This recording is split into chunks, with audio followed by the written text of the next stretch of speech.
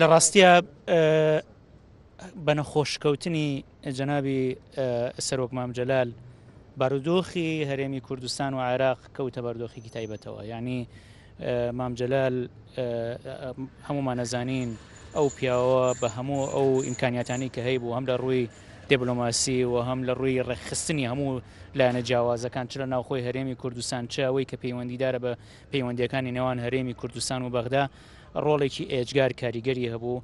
مام جەلال لە زروفێکە بوو بە سەرکۆماری عێراق کە عێراق لە قۆناغێکی ڕاگوزەرا بوو، بەڵام ئەتوانین بڵین ئەگەر مام جەلال نەبووایە هەر کەسێکی تر لەو شوێنە بووایە ڕەنگە هەر لەو سەرەتایەوە عێراق بەرەو هەڵدێرە ڕۆی.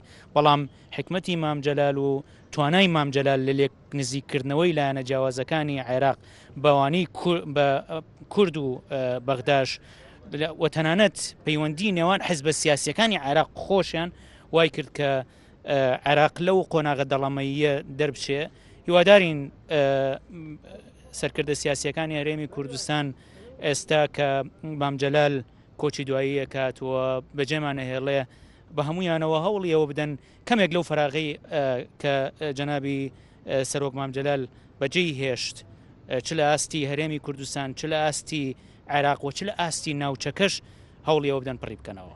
مام جەلال بە نەخۆشکەوتنی فراغێکی گەورەی بەجێهێشت لەسەر ساحەی سیاسی هەرێمی کوردستان. ئێستا ینی تا ئەو کاتەشی کە سەرڕایەوەی نەخۆشیش بوو، بەڵام بەو نەخۆشیشەوە هێشتا جێگەی ئومێدێکی گەورە بوو بۆ هەموو لایەک بۆ ئەوەی بتوانین ئەو قۆناغە سەختانی کە هەمانە تێیپەڕێنین.